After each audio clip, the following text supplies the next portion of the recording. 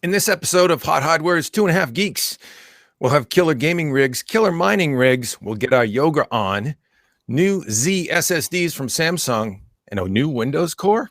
Next.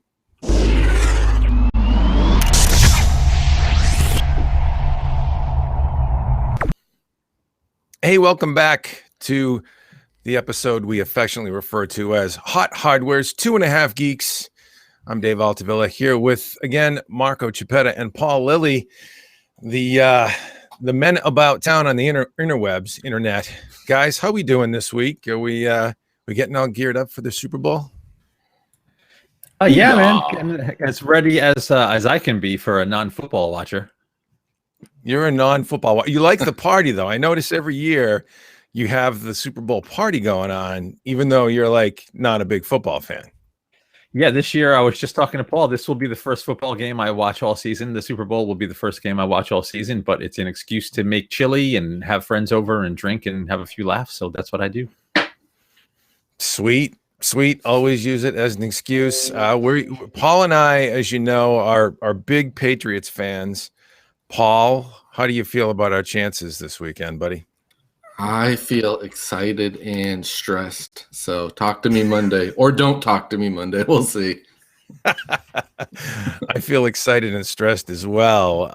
We had a little story up at Hot Hardware today that Madden NFL 18 has predicted the Patriots victorious for the Super Bowl, and I don't know what to think about that. I was a little bit betwixt even posting that up on the site because, I get this superstitious, don't want to jinx it kind of thing. But Paul, you wrote the article. Madden is right like a lot of the time, right? A lot of the time, yeah. I pitched to do this one because we've done it the last few years, and I think maybe even more than that. But yeah, they predicted the Patriots would win. In Madden's record, actually, when they run this sim, they are 10-4, which is, pretty incredible for a video game to be right that consistently. They also have gotten the score correct one time, and they've gotten the point differential correct 3 times, and a lot of times they're pretty close. So there's if you dig in the article, there's some kind of eerie stats in there about how close it gets. Yeah, so go ahead. Can I ask a question? Yeah. Does that game app actually create the characters, like using accurate stats and physics for each player? So, like, if one player is faster than another, do they run faster in the game too? Yeah, because that would be an accurate model if you think about it that way. Yeah, that would be like an accurate simulation if the players are actually modeled after the real players. Yeah, they are. They all have their own stats, but it's still to me is impressive that they can be as right as they are. Just because it's a team sport, so many things can happen, as we've seen in past Super Bowls and games. Yeah, absolutely. Yeah. It's interesting. I was thinking about this because in the headline we had the words AI and simulation, and I was thinking about it. I'm like, AI is the big thing now, and everybody's doing it from the data center to the cloud to machine learning and machine vision in cars, and computer intelligence everywhere. But if you think about it, computer games have had AI for a very long time, and usually it's your opponent in a single player game. It's the computer that's, if you hop into Doom or whatever and you're playing single player mode, you're playing against an AI, right? It's an artificially intelligent character in this simulation. So this is sort of a testament to what EA Sports has been able to achieve, I guess, with NFL, Madden NFL 18 or Madden NFL, the series. And that enemy AI, or not enemy AI, but in this case, the computer simulation of those players, right? It is AI in the real sense. Is that fair to say, or are we giving it too much credit? No, in one sense, it's fair to say. Go ahead, Paul. I'm sorry. Yeah, I was gonna say, I think it's fair. I mean, they're not really pushing the whole AI angle. I don't think they're quite there yet. But their model's pretty accurate. Like I said, when you look at their past scores of what they predicted for these Super Bowls, they've gotten it right once. They've gotten the point differential right 3 times, and a lot of the other times they're pretty close. So they're not just predicting the winner; but they're predicting, some specifics that, would be hard to do as a, as a gambler or a fan or whatever. Yeah, like last year's Super Bowl, the thing predicted, the score like perfectly, right? It predicted the actual score perfectly against the Falcons, right? Yeah, I don't remember if it was last year's Super Bowl or the Seahawks on the Patriots and Seahawks. I forget which one, but it was one of them. They got the score dead on, and a lot of times they're pretty close. And they also make predictions on like passing yards and receiving yards and things like that, and they get some of that stuff right too. It's fascinating stuff, and when you think about it, and when you think about like the data they have to feed that in, the statistics, right? And you look at what's out there these days for fantasy football apps. I did, my first foray into fantasy football this year was this year, and I actually used the Yahoo app for fantasy football, Yahoo Sports, and they've got every player in the NFL, that's not like on the bench, any either first or second string player that gets some decent play time that they can accumulate stats on. They've got everything that you'd ever want to know. Yards after carry, or after catch, all the different stats. And when you think about, machine learning and AI, and, the AI is as good as the data you feed it so that it can learn from it. Yeah, you would think it makes sense that this thing can simulate, based off the stats, the raw data, can simulate the outcome pretty well. I hope they're right. Damn it. Yeah, I hope so too. If not, they're junk. I hate Madden. We'll see. Yeah, exactly. Well, we're Patriots fans, and we're probably making a couple enemies out there because I know it probably gets old to see the Patriots in the Super Bowl, but it never gets old for us, ever. But yeah, we'll cross our fingers like everybody else. It's funny on that subject, and then we'll move on to tech. There was a reporter that asked Brady about, is he uncomfortable being in the underdog seat? To ask Tom Brady, Patriots quarterback, the GOAT, as we call him up here, greatest of all time, asked him if he was uncomfortable being in the underdog seat, and he answered the question perfectly. He said, I'm not uncomfortable at all. There are no underdogs. Anybody who shows up at the NFL Super Bowl is worthy of being there. They're a great team. They're a worthy opponent, a killer team, and we're gonna have to play our best. So I think he's right. I mean, you look at the Eagles. You look at if the Jaguars made it in. Holy mackerel! Any of these teams can bring it, right? Any given Sunday, yeah. Any given Sunday. That is why we like the game. Marco's a big boxing fan, so we won't bore Marco with any more football for now, right, Marco? I'm not bored. I like watching you guys. we amuse you, Dewey? Oh, great. Yeah. Do I amuse you? Am I a clown to you? All right, let's move on to the tech. And Paul, you took a look at some interesting stuff from the folks at Origin PC, the Millennium Gaming Desktop. I want to call it the Millennium Falcon, but is it as cool as Han Solo's rig or what? It is pretty darn cool. We actually had some photos of the system that we took at CES a couple weeks ago. So some people might have already seen a little bit about this. But while that was going on, I actually had the Millennium in-house that I was playing with in benchmarking. It's a tough job, but thankfully you guys give that to me. Yeah. So let me start with the hardware specs. That's probably the least interesting thing I'll talk about here. But let me talk about the hardware. What they sent us was configured with an Intel Core i7 8700K processor. It's a 6-core, 12-thread Coffee Lake chip that they had overclocked to 5 gigahertz. It had 16 gigabytes of DDR4, 3000 megahertz of RAM, 2 GeForce GTX 1080 Ti graphics cards and SLI. These were EVGA branded cards. A 512 gigabyte Samsung 960 Pro M.2 NVMe SSD, a 3 terabyte Origin approved hard drive, which was actually a Seagate Barracuda.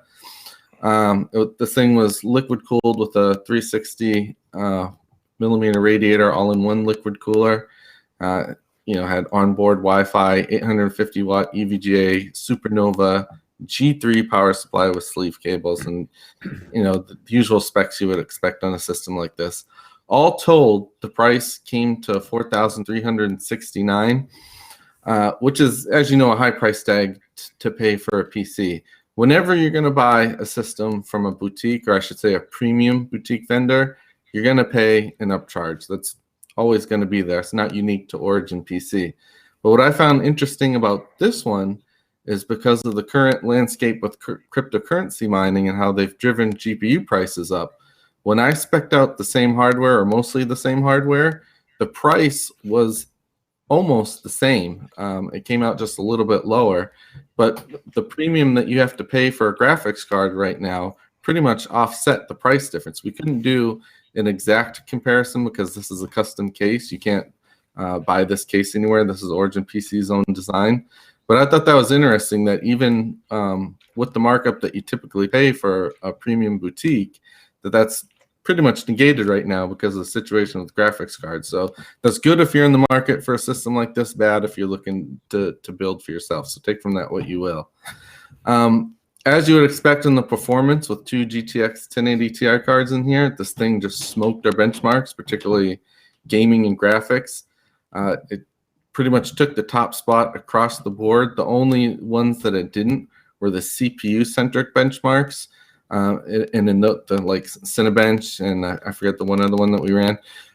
In those benchmarks, it would lose out to systems that have the high-end desktop chips, like a Threadripper 1950X, because of course those have a ton more cores and threads to work with, so that's expected. But it performed as it should for an overclocked 8700K. Also, I should mention the graphics cards were overclocked as well, both the GPU clock speeds and the memory clocks. And typically when we get a system that's overclocked across the board, the CPU and the graphics cards, it's not uncommon to run into little hiccups here and there that you might have a crash during a benchmark or something like that. This thing ran rock stable the whole time I had it, so there were no issues there. They obviously know what they're doing in that regard. What's a little more interesting to me though than the hardware specs, because you can configure a system however you want. The starting price for Millennium is actually $1,600, so it's accessible for most people, I'd say, versus spending over $4,000. But this custom case that they design for themselves, this is not something that you can buy over at Newegg or Amazon. It's not a rebadge case that they slap their name on. This is their own custom enclosure, and it is You can bring that up, the highlight of the system. Yeah, one of the unique things is you can install the motherboard 4 different ways. The regular way on the left side of the case, you can have it inverted, or you can have it in both orientations on the right side of the motherboard. So either your graphics cards are at the top, which is what we received. So you see that the labels on there, the EVGA GeForce GTX is upside down. So the graphics cards are at the top on the right side. We can also have them facing up, so it blows the hot air directly out of the case. And they don't charge you extra to have it installed any particular way. You pick which of the 4 ways you want, and they'll put it together that way. That's one of the unique features of the case. There's a sliding bay at the top. You lift that door up, and then you have access to your front I/O ports. The side windows are tempered glass on the left and right. You can purchase an aluminum side panel if you want to replace one of those, so it's not see-through. It looks fantastic with the glass. More importantly to me is how easy it is to get in this thing. If anyone who's been building systems for any period of time has probably fought with the case trying to get the side panel on or off, this one, it just swings open like a car door minus the car handle. It's incredibly easy just to open, get in there, and perform upgrades or just check out the wiring job that they had done, which is impeccable here. Towards the bottom of the case, the front panel swings open as well. And in the bottom, they installed a hot swap hard drive bay. I believe it's either 5 or 6 hard drive bays in there. 1, 2, 3, 4. In ours, we had the 3 terabyte hard drive, which means since it's hot swappable, you can take it out and install another hard drive while the system's running. You don't have to power down or anything like that. So if you're doing backups around the house and you want to do that on a bulky hard drive, it's incredibly easy here with this. Or if you want to add more storage, it's easy. While it's running, just pop in a new one. Windows will recognize it, and you're good to go. So there's that. Just overall, the case alone is reason enough to consider a Millennium, in my opinion, if you're in the market for a boutique system. I did ask Origin PC if they plan to sell the case by itself, because I know they've done that in the past. Right now, they've left the door open to doing that. Right now, they don't have any plans, but they haven't ruled it out either. So that may be something you can purchase, just the case alone sometime in the future. For right now, though, if you want this sucker, you got to buy the whole system, and it's a nice one. So Interesting. So you're really high in this thing. I hate to be devil's advocate, but were there any drawbacks? Were there any major drawbacks that you would point to, other than obviously, I mean, 6 one half dozen of the other. This thing is configured, loaded for bear with a pair of 1080 Ti's in there. It's bound to be expensive, but obviously folks are savvy enough to know that you can configure it a little bit more cost conscious, if you will. Any sort of intrinsic drawbacks to the setup from what you could see? yeah, price is obviously the big one, but I mean, if you're shopping a boutique system, you know what to expect. You're going to pay that markup. Like I said, that gets offset right now by graphics cards anyway, which is good or bad depending on how you look at it. The only other nitpick was that top panel section is made of plastic, whereas the rest of the case is made of metal and glass. So and it has a little play in it if you're pushing down on it. So if you're touching the case, it feels a little out of place to have plastic up there when the rest of the case is so high end, and especially if you're configuring, a $4,400 system as this one is. But it still looks fantastic. It has a nice honeycomb vented grill on top, that honeycomb design that looks nice, and that top panel, like other parts of the system, it just comes right off. It's held in place with the magnet, so it's not going to fall off. But if you want to get access to that top section and add more fans or install a different liquid cooling radiator up there, you can just pop the top panel off, and there you go. You have access to it.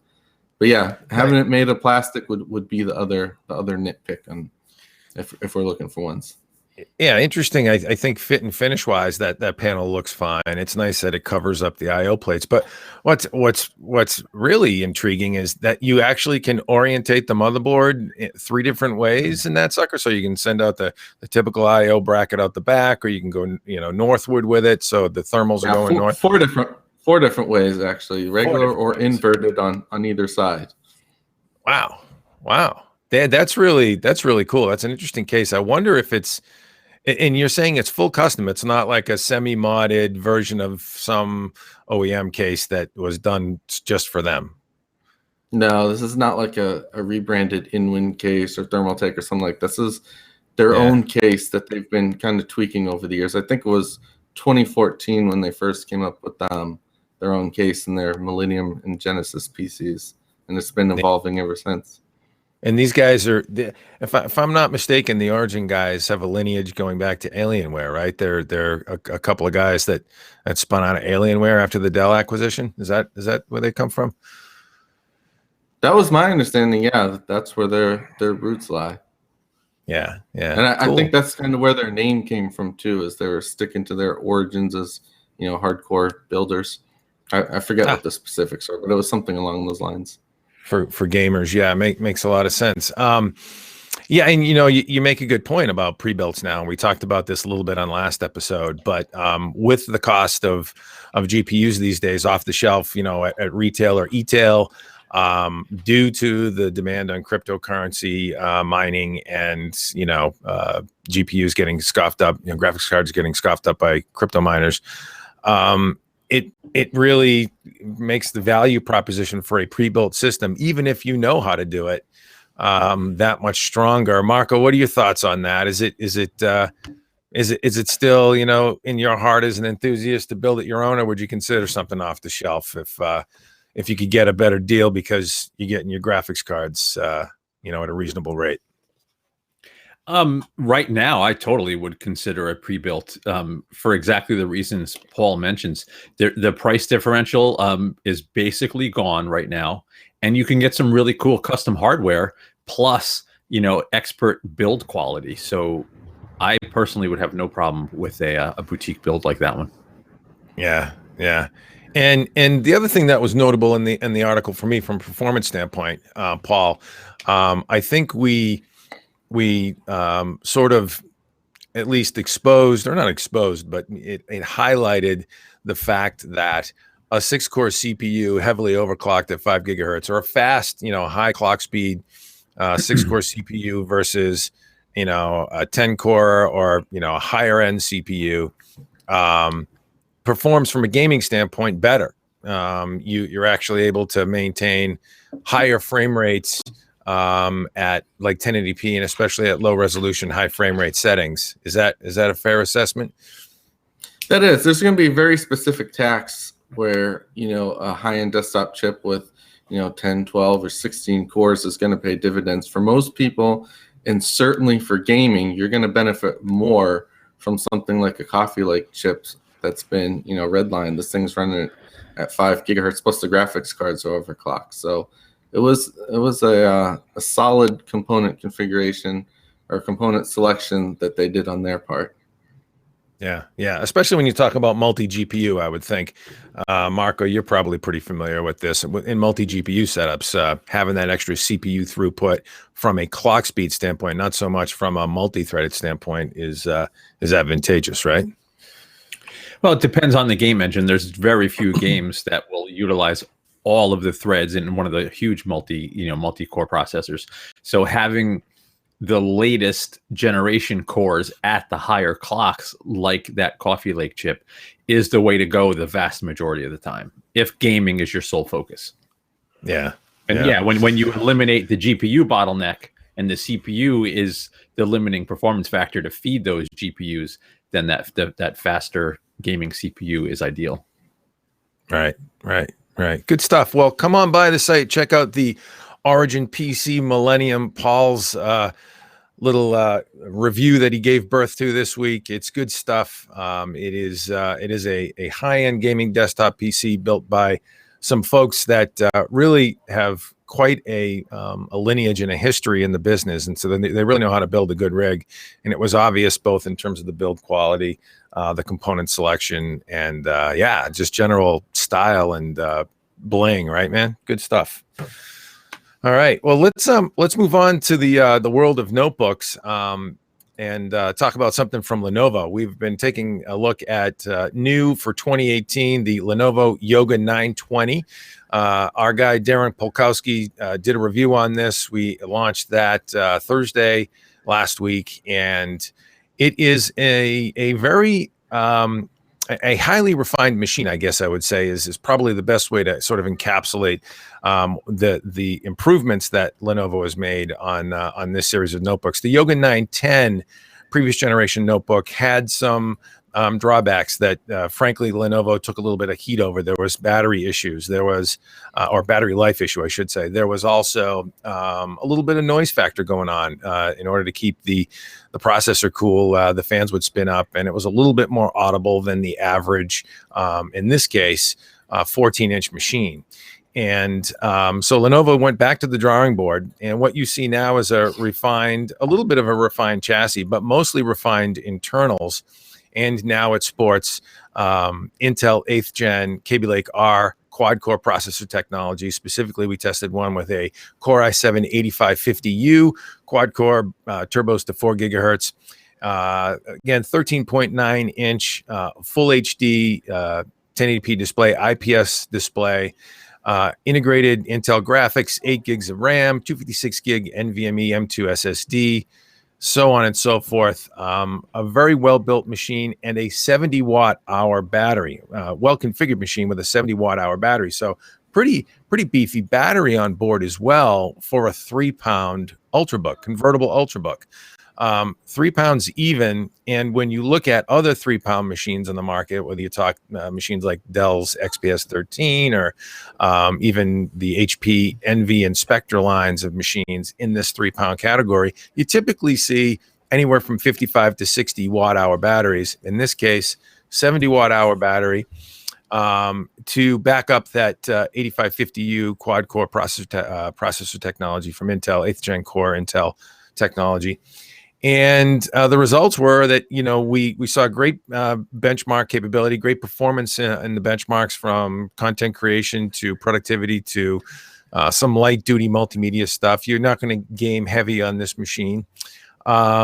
and solid battery life. It was in the top quadrant of our tests in terms of battery life.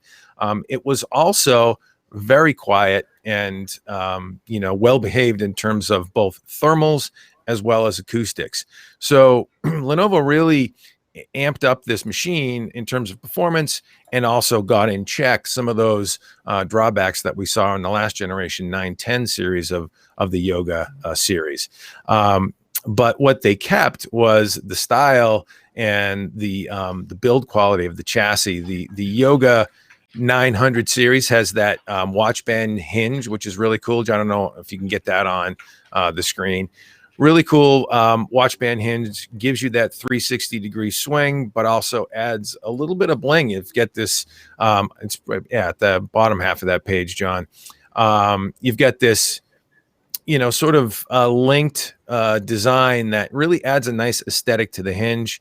The only thing that I've always sort of knocked Lenovo for is the occasional omission of an SD card slot. There isn't one here. There's multiple Thunderbolt ports. I believe there is a 2 Thunderbolt 3 ports and 1 USB 3 Type A port, but no SD card slot. So what do you guys think about this guy? Is this something worthy of consideration for folks out there and looking for a convertible 2-in-1?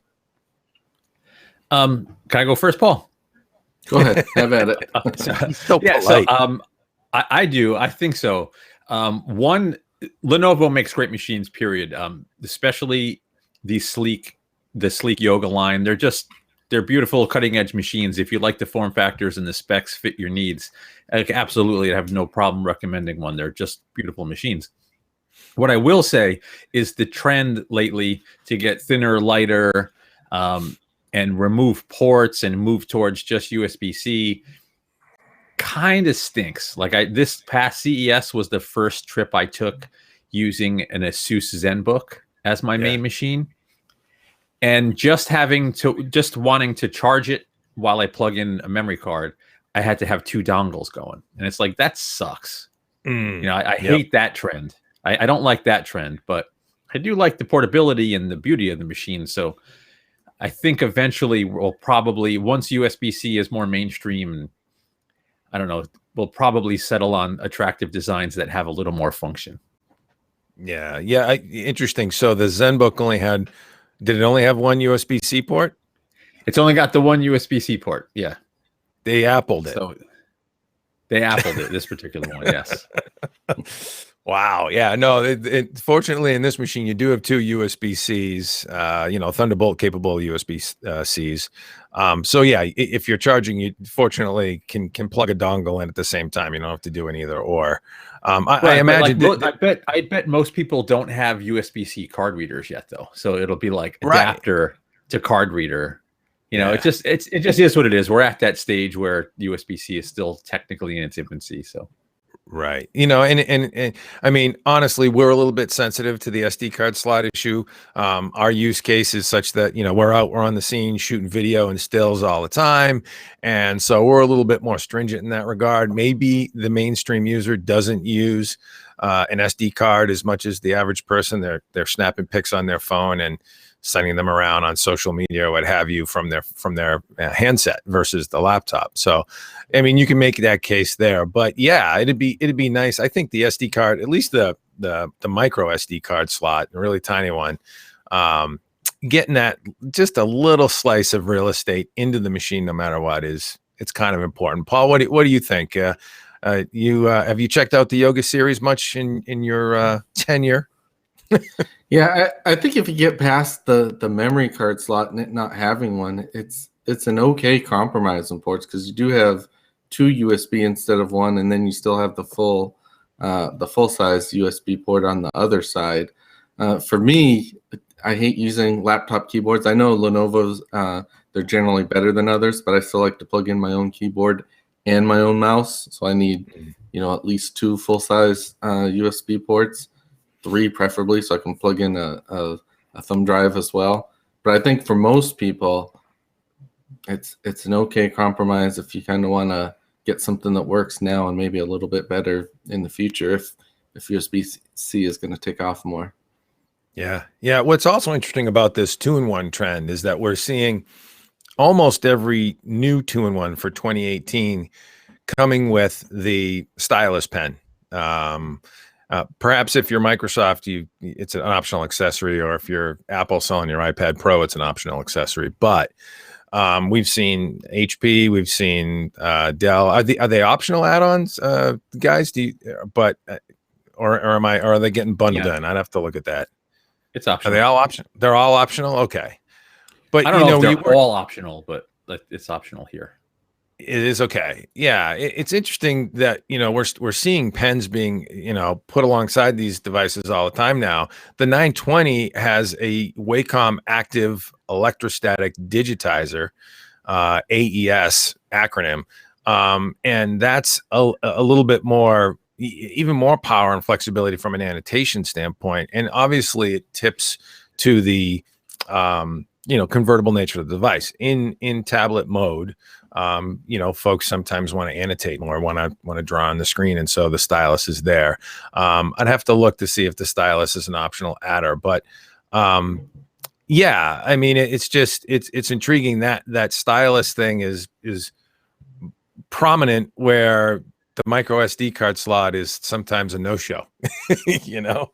So I don't know.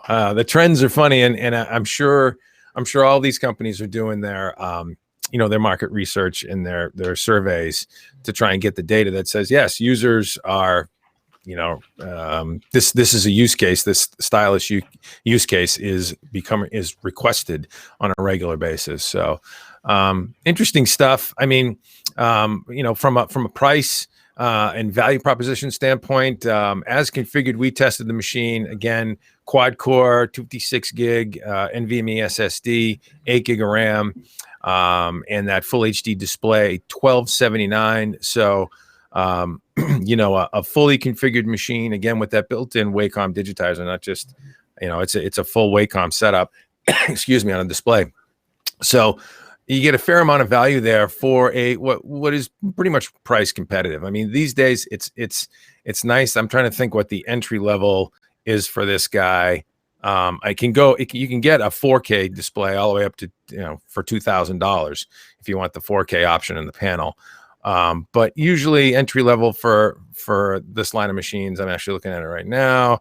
Yeah, it's $1,000. It's $900 to $1,000 for the entry level base of the machine. And that's kind of where we're starting to see things now. Everybody's sort of settling in at that entry level $899 to $999 price range for a base config.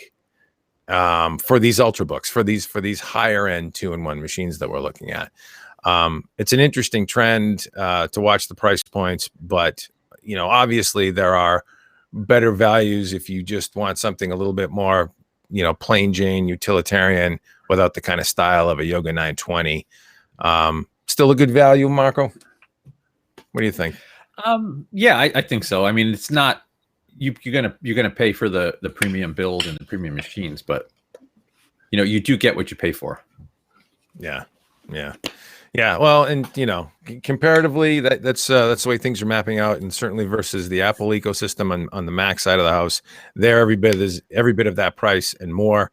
In many cases. So but good stuff on coming to market, and we're seeing all of these previously dual core only 2-in-1s, ultralight machines, 3 pound and less machines now coming, with quad core, configurations available across the board, on almost every model. Sure, you can dial it down to a 7th gen core if you want. I think I'd have to look at what the configuration options are for this specific machine from Lenovo, but 8th gen quad core in these machines now, where historically all you could get was a dual core, so a lot more horsepower, and the battery life in these machines it's holding up as well, thanks to Intel's some of the advancements in Intel's Kaby Lake R generation of CPUs. So good stuff. Yep. Good stuff. Come on by the site, check it out, the Lenovo Yoga 920. Let's move back. Let's shift gears back to some big iron stuff. And talk a little bit about a wild announcement that we didn't see coming save our lives. I didn't. I guess I totally didn't see this. Although I know the folks at Maingear and Unirkn, Rahul Sood, formerly of HP's Omen and Voodoo PC. Prior to that, HP's Omen line of gaming systems, and Voodoo PC prior to that. Rahul Sood and Unirkn partners with Maingear for ACM killer cryptocurrency mining rigs. And there it is right there. That is the Maingear ACM co-branded with Unirkn. That is a big, bad box. Marco, tell us what you know about that thing and what your thoughts, kind of mixed emotions I've heard about this on the market. Yeah, it's pretty wild. So Raul was actually at Microsoft before he went. He when he sold Voodoo to HP after HP was at Microsoft, and then he started Unirkn. So, but yeah, these machines are kind of crazy. So Maingear makes insane PCs. We already know that. This particular one is a big beastly box. There's two models. There's the Maingear ACM, the Advanced Crypto Miner, and there's the ACM Pro. Now, there's not a ton of detail yet, and if you go to the site, there's no pricing. You can be notified when they're available. Pricing is probably going to vary widely because they can have up to 6 GPUs. CPU performance is going to, depending what CPU you choose, is what your mining workload is going to be. So that's all probably being worked out. But these things are nuts. So the regular ACM is this big honking box, up to 6 GPUs. There's a huge capacity vented at the bottom and 3 fans across the top that blow through the GPUs there. You can actually see the image right on the screen right now. Now, over and above just the fact that a boutique PC builder is now making purpose-built mining rigs with the kind of attention to detail that a gaming rig would get, that's newsworthy in and of itself. The partnership with Unirkn is kind of interesting. So you could actually pay for the machine in Unirkn Gold, which is Unirkn's currency that they developed recently. And it's becoming, it's not one of the big giant coins yet, but you have some pretty well-known people behind it. You got Mark Cuban is backing it with works with Raul. Maingear and Unirkn are together now. So, and it's sort of like the de facto esports coin also. So that's Unirkn's core competencies, the esports betting, that whole scene there. So pretty crazy stuff. Now, over and above that first system, the one that you see pictures, there's also an ACM Pro, which is rack mountable. Yeah. So if you got the big bucks and you're going to stack a rack full of these things, they have the ACM Pro.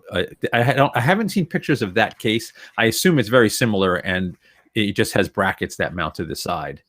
But yeah, man, Maingear is putting that awesome build expertise towards mining. And I don't know, some people aren't going to be too cool with that because mining is wreaking havoc on the gaming scene.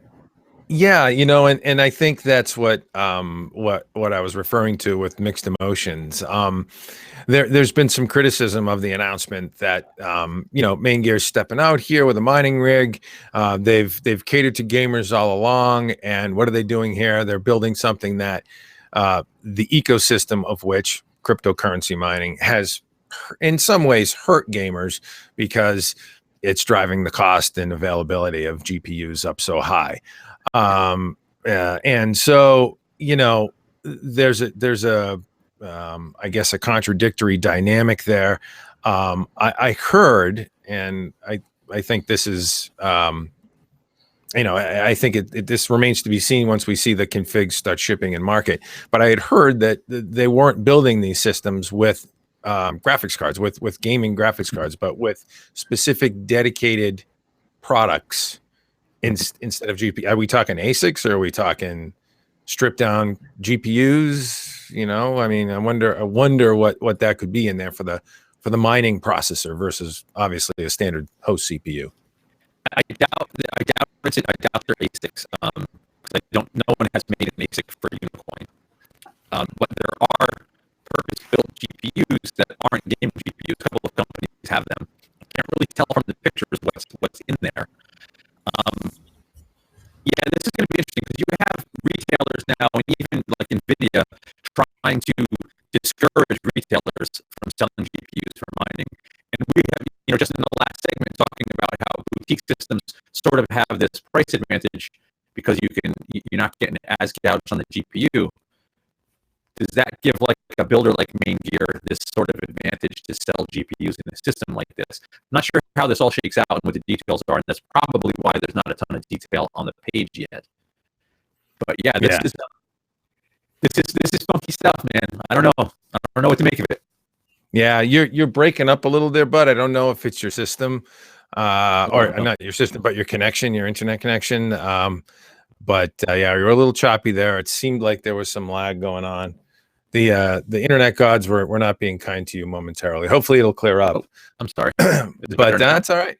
That's all right. You might want to just drop and reconnect or close tabs or something. I don't know. Kick the gerbils in the treadmill a little harder. John, do I look funky to you too? Because it seems like it's playing okay to me here. I don't have anything open, but this. Yeah. Oh, it's definitely choppy. Yeah. Oh. Uh-oh. Okay. Weird. And John, the rest of us knuckleheads aren't choppy, right? Correct. Okay. Well, that's good. That's good. Anyways, let's keep moving along. Yeah. I'm eager to see what that product turns out to be when it does come to market. I think it's interesting. I think it's smart of those guys. It's an opportunity that is obvious and it's there. If you're building high-end computing systems for various markets, and Maingear caters to more than just gamers. Obviously, gamers are their core. They're passionate about that. That's their primary customer base, clearly. And you talk to Wallace there and Ron Reed, the guys at Maingear that are heading up that place, that are public facing. Great guys. They know how to build machines really well, and they're gamers themselves, and so they're very passionate about the core gaming community. I think they're going to figure out a way to walk the line here and still capture that adjacent opportunity, or at least try and tap into that adjacent opportunity in crypto mining. It's blowing up. It's big. It is affecting stocks. The market as well. AMD and Nvidia are both up today. There was some rumors and rumblings, not rumors and rumblings, but reports from analysts close to the market and close to cryptocurrency and the opportunities that are driving demand for GPUs from AMD and Nvidia. And when you have that sort of critical mass, you're a fool not to, if you have a way to tap into that adjacent opportunity, you'd be a fool not to look at it. And so you have to applaud the guys at Maingear for seeing the opportunity and reacting to it with more than just their own brand and I guess equity and juice, if you will, from a product standpoint, but teaming up with Unirkn and what they're doing there for esports and mining and coin and all that stuff. That Unirkn's got a lot of irons in the fire too. So it'll be a wild ride to watch how that thing goes and what they're able to do with it, and how the market reacts with all of what's going on right now. I mean, talk about a roller coaster. Every other day you're reading something new. I mean, just wild stuff. It's a wild frontier, right? Yeah, man, it's crazy. Yeah. All right. Well, let's move on to the land of storage, and then we'll finish up with some good news from Microsoft. I think a little bit of rumor and rumbling, but also some inside baseball from Microsoft. But let's talk about an announcement from Samsung. They unleashed the SZ985Z SSD. This is a new 800 gig and actually 240 gig model of Z-NAND SSD, which is a new type of NAND technology that Samsung has introduced to market. What's intriguing about this is that it is pitched and being positioned as an extremely low latency, fast access time SSD technology. So you get all the glorious sequential bandwidth, and the numbers are really nice with this guy. 3 gigabytes per second of read, 3 gigabytes per second of write performance, flat, both read and write, So it's faster than the average NVMe SSD in terms of writes. Most, I think, top out at like 2 gigabytes per second, if I'm not mistaken, on the same, especially on like the Samsung 960 line. But 3 and 3 reads and writes, really nice for sequential bandwidth. And then latency, IO latency is like 16 microseconds, which is pretty darn competitive with Intel's Optane technology, which is built on completely different memory technology. But this is an enhanced version of NAND tuned for ultra low latency, and also with a new controller with like 1.5 gigs of RAM on board as well on the PCI Express card that you saw in that picture. And so really set up for ultra high performance with what Samsung termed as the same base level NAND structure of their original 3D VNAND. But obviously, tweaked up and tuned for ultra low latency. So, sort of going head to head with Optane, but utilizing standard NAND and just, tricking it out, if you will, for lack of better words, to perform at the lower latency characteristics like Optane. So sort of the best of both worlds, perhaps, because you get that super high sequential transfer that Optane currently doesn't hit. Marco, you might want to chime in here eventually on that, but what do you think about this?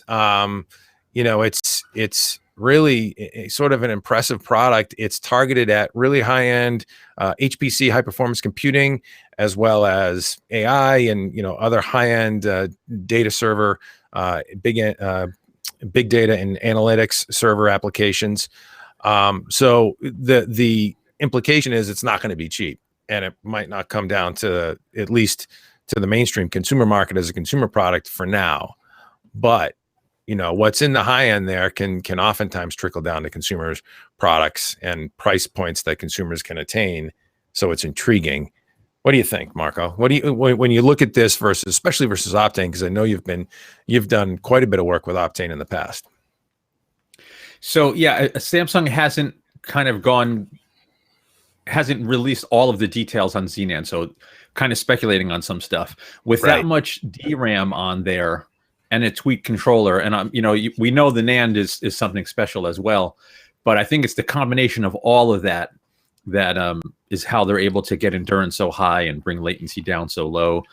Having that much DRAM, if it's strictly cache or if it's helping, I mean, if I could see big data people not being happy with potentially losing data because of that cache. But I'm just speculating. I'm just saying that the difference with Optane, it's not strictly about performance. Like the 3D crosspoint memory, that's sort of the foundation of Optane, theoretically has the potential to completely change CPU architectures. If CPUs were designed with memory controllers that worked with 3D crosspoint, your storage and memory could just be one single tier of this DRAM-like non-volatile memory.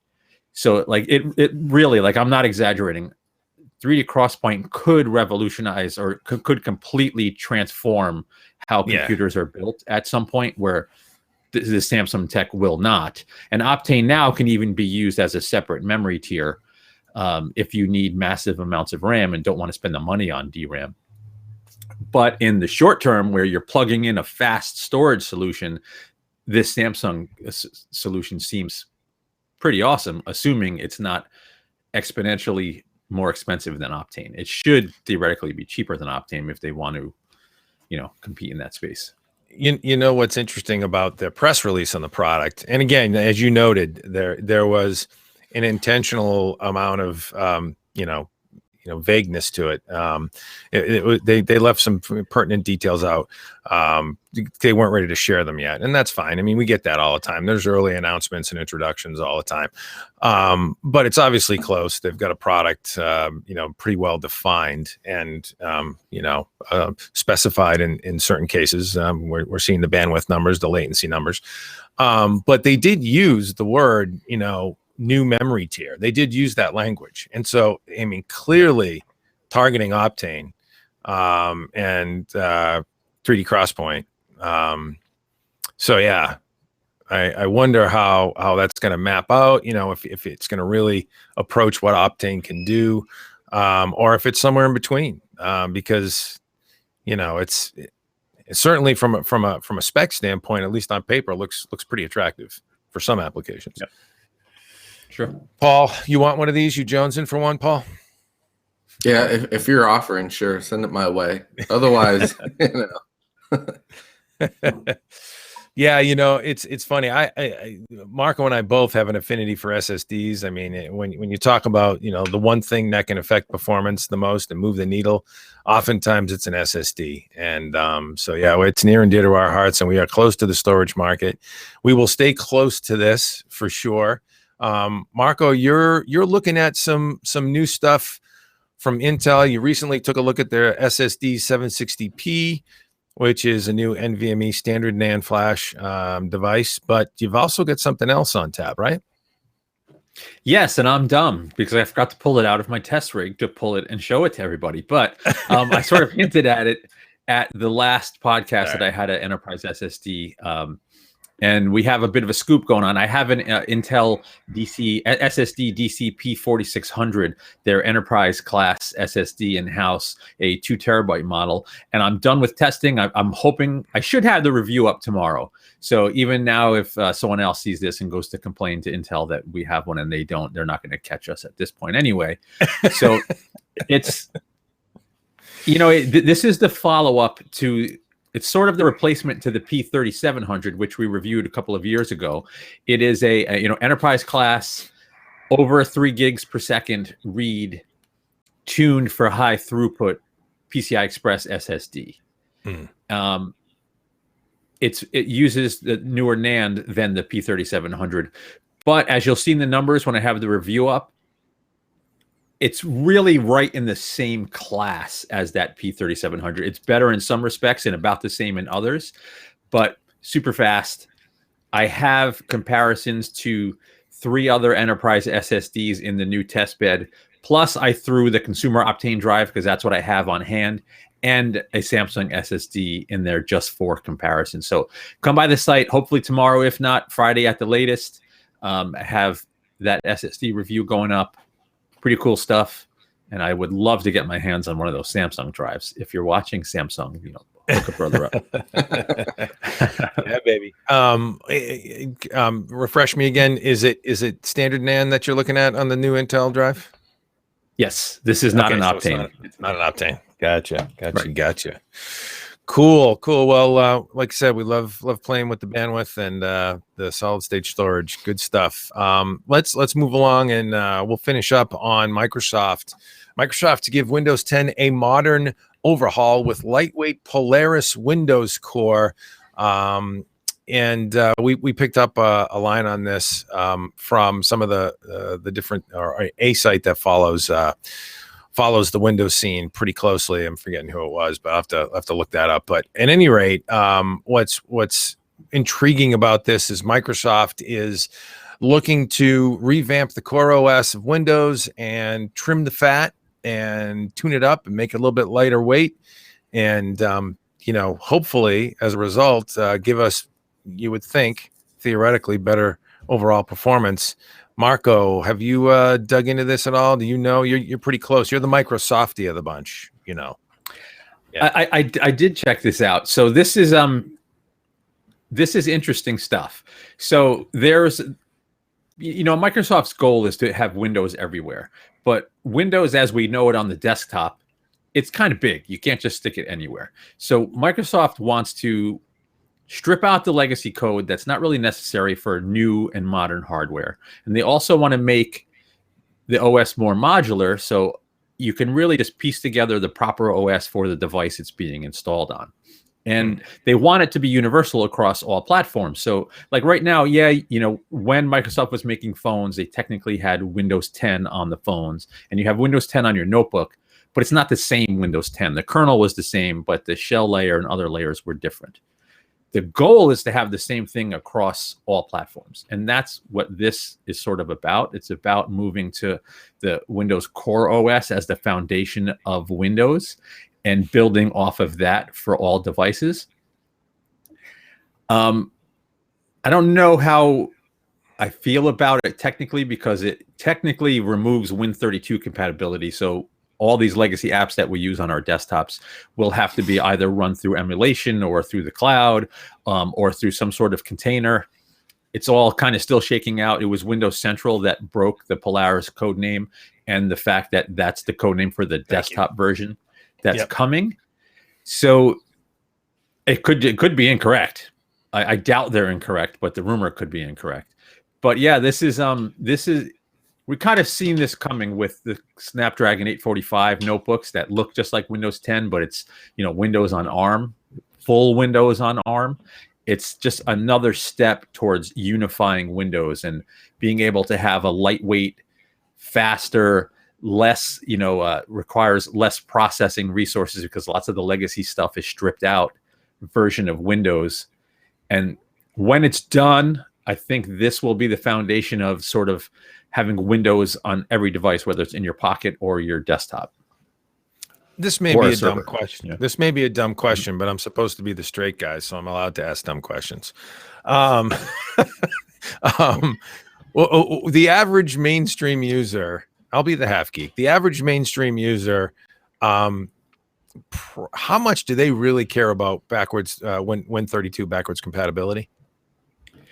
If you ask the average user, they're going to be like, "What the hell is that?" Yeah, personally, right. I think, but, of course. But when they go to install a program that they're used to and can't do it, or it's running really weird on this new machine because it's emulated and it feels slow, or it takes much longer to launch, or it's not in the Windows Store, how do I get it on there? That's when the pain comes in. So those are all the things that have to be worked out. Using just the universal Windows platform apps. I don't know, it's not for everybody right now. It doesn't, not everybody's happy with that kind of solution either. Windows 10S, lots of people do with a Windows 10S device is upgrade it to Pro for free, because that's an option. So I don't know. I mean, this is all stuff Microsoft has to move towards. Right. But we're not talking about, Microsoft's, end goal here is not talking about moving everybody to just a UWP. That's what this would be. So that's what this would be. This is so Win32 compatibility is kind of bolted onto this. Yeah. The goal is to get everybody using UWP apps. So yes, that is actually with this. So this is sort of the next gen Windows 10S. What was that? So if it's not on the Windows Store, you're not going to be able to install it. Well, they're going to, because this is the desktop version. I think Andromeda was the code name of the mobile one that's supposed to appear on a foldable device sometime later this year. That's the other rumor. But the Polaris code name is for the desktop version, and Win32 capability is going to be built in. So it's not, how they do it isn't confirmed, but that they will do it is sort of understood, that they will have Win32. So everyone's going to be able to run their stuff, but it's not native any longer. Right. So we'll you lose some performance in emulation, of course. Yeah. Maybe, unless the OS is so much faster and lighter weight, you don't see it. You don't care. Yeah, you don't care. Right. Yeah. Interesting. Yeah. No, I mean, the intrinsic benefit of this move is that you got a much lighter footprint in the OS, much lighter memory footprint, cleaner, leaner registry, all of the goodness that comes with, just supporting one platform natively. And that could be good. But I think there'd be a serious uprising if you said, guess what? It's UWP and everything else runs in emulation. Have a nice day. I don't know. I don't know how well that goes over. And it's a sticky, tricky path for them to walk. Yep. Yeah. Yeah. But it's sort of, that's, Microsoft is one of those companies that could, it's kind of hard to imagine them supplanting iOS or Android. It's just because they're those two mobile OSs are so pervasive. But I still think, because they have such a presence in the living room with Xbox and everybody's notebook, 90+%, virtually every desktop, 90+%. Some people, I think, or many people would see the appeal of just one universal OS across everything, and you have your cloud connection logged in, so all your stuff is just there on every device and it just works. Yeah. They could do it. We'll see. Yeah, yeah, I do like that trend. I mean, that there's one nice trend with the cloud, and the hooks that are built into it. That's very convenient. When I hop from my desktop to my laptop now in Windows, all of my stuff is, my settings are mirrored over, my preferences are mirrored over. Another nice thing, even Chrome, for example, which is not obviously it's a Google app. All of my bookmarks and all of my other customizations in the browser are mirrored over to my laptop, and I didn't even do it. It just did it for me. And so there's a lot of, I like to see more of that. I think that's more of the contextually aware computing and convenience side of things that the industry is working on, and it's good to see that continue to evolve. Paul, are you excited for a new modern Windows 10, Paul? We'll see. I think they can get away with their approach if they'll probably start off with, I think you guys mentioned earlier, on Qualcomm powered laptops first. If you go with that approach and start there, I think it would be a less of a shock to the system as far as compatibility and performance. This is definitely a gradual migration thing. Yeah, you do a jarring cutover like they did with Windows 8, and you cause a shitstorm. Oops, I swore. Well, hey, you know what? I think it's time to call it a day, gentlemen. Marco, we got anything on tap for giveaways? Are we going to be giving away stuff soon? Nothing official to announce, but we obviously will give something away soon. We're going to be working to tee up some manufacturers for the next giveaway. We always have one coming in just like a train. So stay tuned. We'll let you know on that. In the meantime, check us out at HotHardware.com. That's where you can find us on the web. We're also at Twitter.com/HotHardware, Facebook.com/HotHardware, YouTube.com, where we hope you would thumb this up and subscribe and join us here when you can. Hot Hardware there as well, or Hot Hardware Vids. And we're on G Plus all over the place. We're here on Wednesdays, though next week we may have to mix it up because I'm traveling. These guys may be doing it solo. I don't know. But what do you think, guys? You want to swing it next week solo without me? Probably have a lot more fun. All right, man. Well, in the meantime, everybody, have the great rest of your week, and thanks for stopping by.